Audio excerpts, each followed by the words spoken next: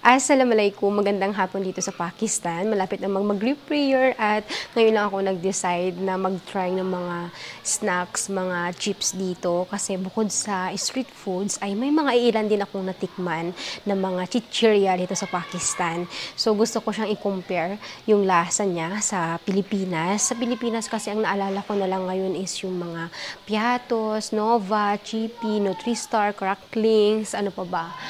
Mr. Chips, meron pa ba yung mga yun? Yung mga nabanggit ko, Moby, meron pa, Mang Inasal, Mang Juan. So, dito kasi sa Pakistan, alam mo, kung normal para sa atin, di ba mahal sa Pilipinas yung mga Lay's, mga Cheetos, Doritos, di ba? Dito naman, parang napaka-common na lang nun, lalo na yung Lay's and Cheetos.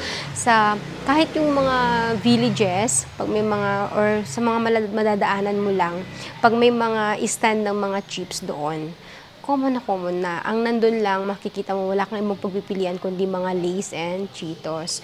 So, kahapon, nagpabili ako kay Bunso ng mga iba't ibang snacks dito, mga chichirya. Dapat kasama ko siya ngayon, pero medyo masama yung pakiramdam niya. And dahil hindi ko naman uubusin, tikim-tikim lang, so lahat ng matira, sa kanya na lang.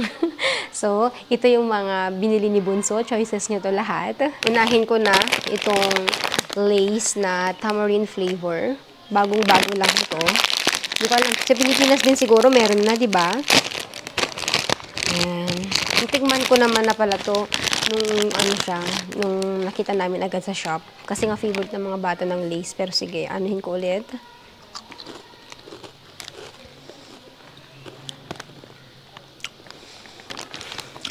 Hindi ko talaga siya bet.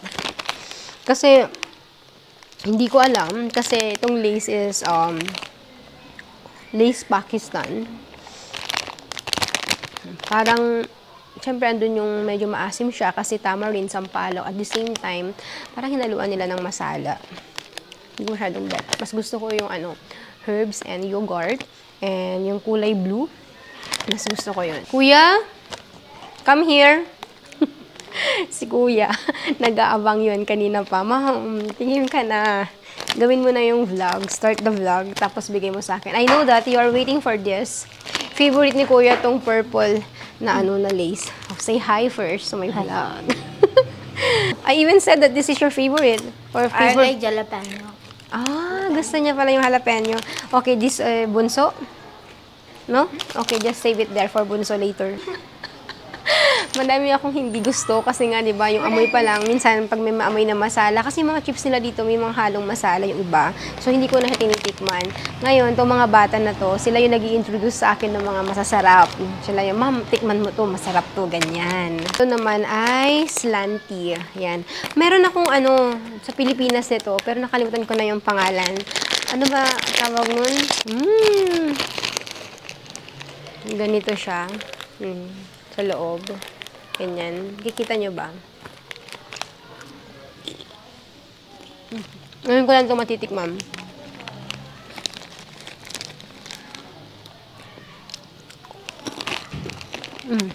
Okay naman siya. 50 rupees nakalagay. May may iba't ibang kulay. Pero ito yung pinili ni Bunso.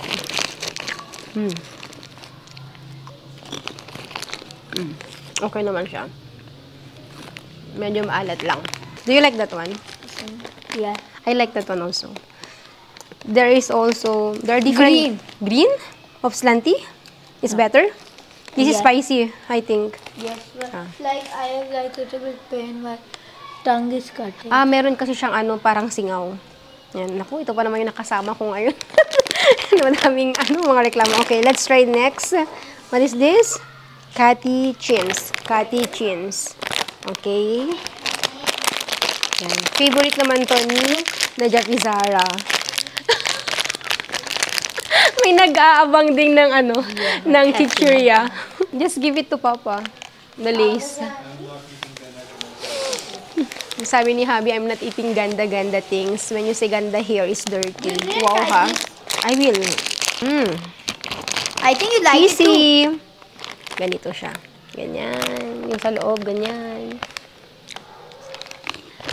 Mom, just do like this. Like people are Sarap. People Favorite are to ni na Jaffy Zara. This is the favorite of na Jaffy like Zara. people are not doing.